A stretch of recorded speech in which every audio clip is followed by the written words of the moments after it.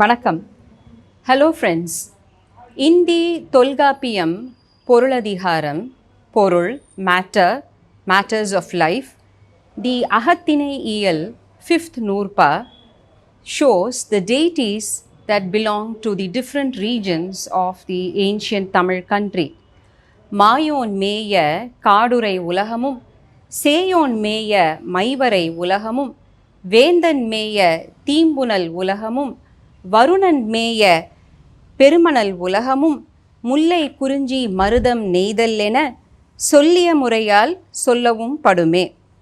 The four deities, Mayon being Thirumal, associated with the pastoral forest regions that is Mullai, Seyon, Murugan, whom we saw in the previous episodes, associated with the hilly regions that is Kurinji, Vendan associated with the agricultural lands that is Marudam, and Varunan associated with the coastal lands that is Neidal. Pale, the desert region, being atypical of Tamil country, Kottravai, the fierce hunter-warrior goddess, is associated with this region. The commentators of the Tolkappiyam, starting from Ilampuranar in the 10th century AD to Nachinar Kiniyar and others, all come a good 1,000 years or more after the Tolkappiyam itself was composed, and hence we should remember that their interpretations could have been influenced by the living conditions and customs of their times. There were also many later commentators like Mu Arunachalam and Sivalinganar. Vendan Meya Teempunal Ulahamum. Vendan is interpreted as Indiran by Nachinar Kiniyar, while later commentators like Sivalinganar associate Vendan with king, its literal meaning. Now, given the fact that Indiran is not mentioned in Sangam literary works, and the earliest association of this Vedic god with divinity happens in the twin epics of Silappadigaram and Manimehalai that come a good 2 centuries after the Sangam period, the association here of Vendan with king or divinity seems to be more suitable. How? The question, rather than how, should be from where, because in ancient times all the West Asian civilizations had many common cross-cultural interpretations in terms of customs and religious practices. Çatalhöyük in southern Anatolia, Turkey, had a flourishing Neolithic civilization in 7000 BCE, and here is their mother goddess seated on a throne, flanked by lionesses, worshipped by sacrificing the bull. Similarities are very hard to miss. Early Harappan civilization, dated between 3300 and 2600 BCE, had overland trade connects with the entire Fertile Crescent, the Iranian plateau, as well as Turkmenistan, and common associations are found. Planets and stars were observed by all these ancient civilizations, and the Sumerians, the Egyptians, the Greek and the Chinese developed their own independent calendars by observing the movements of the sun, and constellations that had stars that rise and set were also integrated into these calendars. The timing as interpreted in these calendars was very important to regulate agricultural operations by predicting the rains. The heliacal raising of Sirius was noted and integrated into the calendar of all these civilizations. Sirius is known as the dog star. People, by looking at the skies, formed imageries of animals and named the constellations after them. Later came the stories that today we call as mythologies. These must have been there in the Indus Valley too, that we don't know now because we are unable to read their script. But from the seals, we have interpretations of astronomy, and two astronomers, Mayank Vahia and Sri Kumar Menon, in the year 2011 declared that a peculiar circular stone found near the Acropolis of Dholavira in Kutch in Gujarat should have been part of an early observatory. In the Indus Valley, seals containing signs of planets were interpreted by Ascoperpola using old Tamil texts. We saw in a previous episode of how he interpreted the 6 straight lines followed by the fish symbol as Arumin and hence Pleiades, and the 7 signs followed by the fish symbol as Erumin, that is Ursa Major. There was this interesting sign of a fish with a diacritic mark on top, the roof sign, which is Mai, dark, hence the planet Saturn. Similarly, there is a sign with 2 vertical lines followed by a fish. The 2 vertical lines, which earlier was interpreted as veil in connotation of the Murugu god, here is interpreted as veil, which is white, the veil or white bright planet, Venus. Another very interesting sign is that of a fish that is divided into 2 by a vertical line running through the middle, Pahuttal, the homophone of which is Pasu, meaning green, the green planet Mercury. 5 of the planets, Mercury, Venus, Mars, Jupiter and Saturn, were observed by all the ancient civilizations and used in their astronomical calendars. Another symbol oft found in the Indus seals is that of a crab.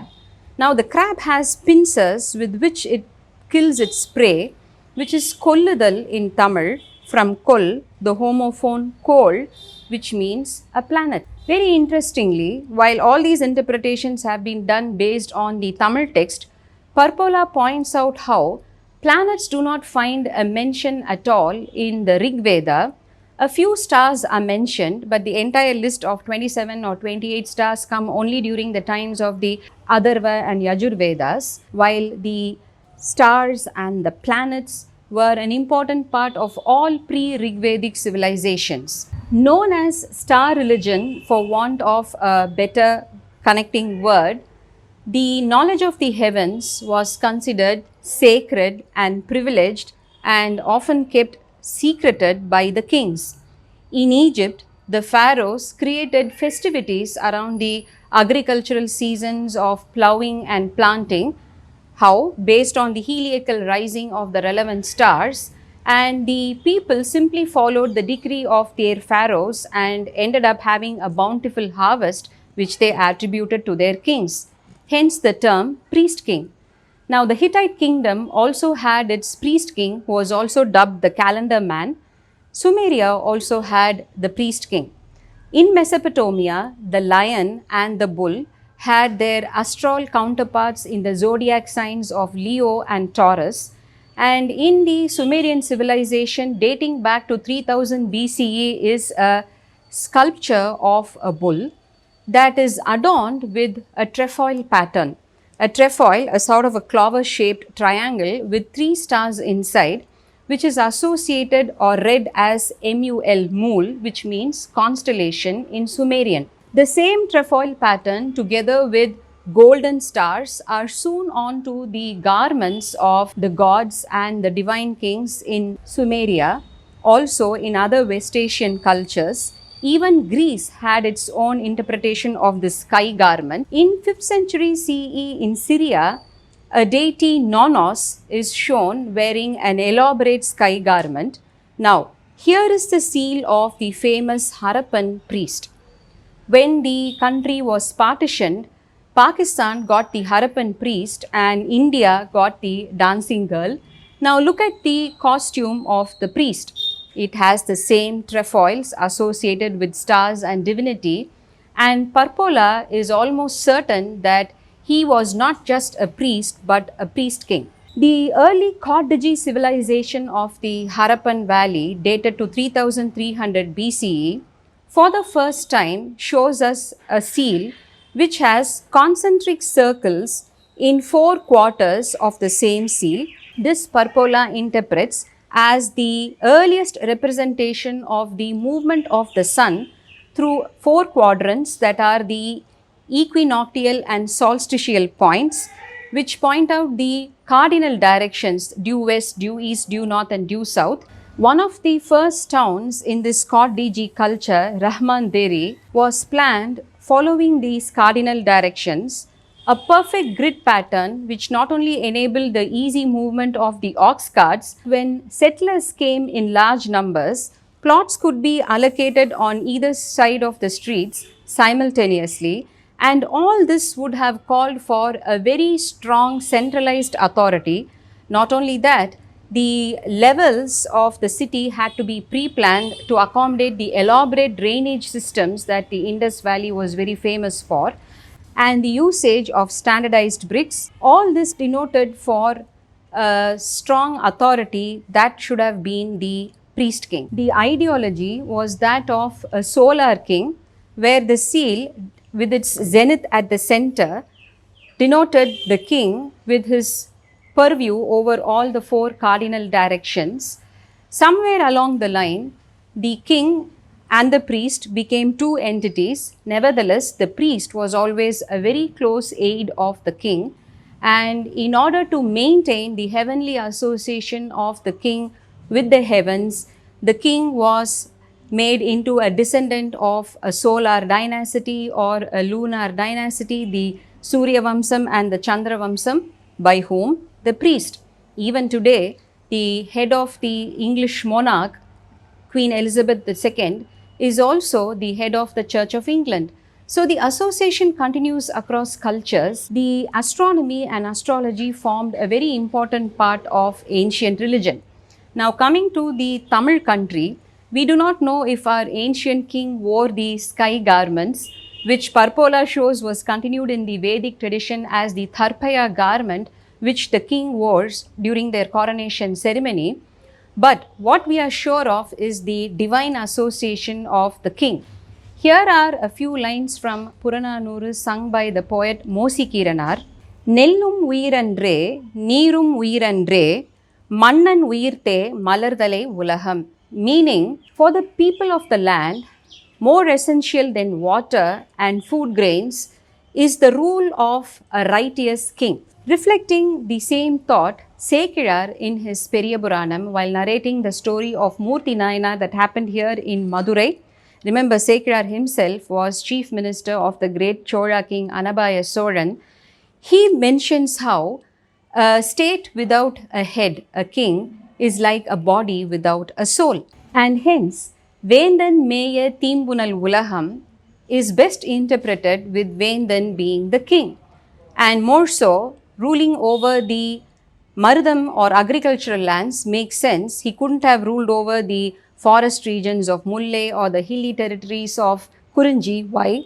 The king needed taxes to survive. Though the Indus plain was very fertile, agricultural settlements didn't happen that easily because of the challenges posed by the environmental conditions, the seasonal flooding of the valley by the Indus and its tributaries.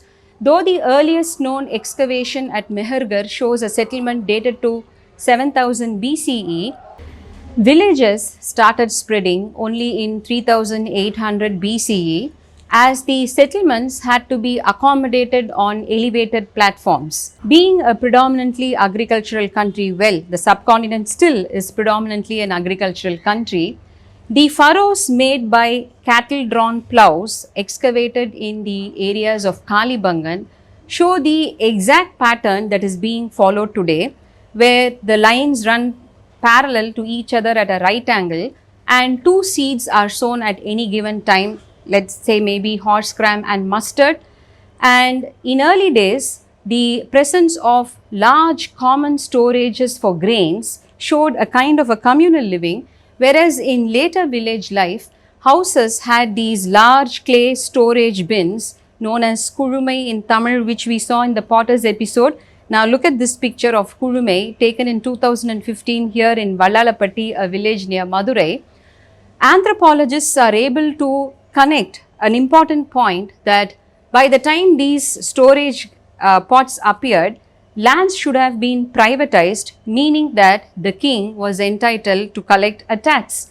Incidentally, Vari, which is the Tamil name for tax that we use till today, has its etymology or root in Varappu, which is the bund surrounding an agricultural land.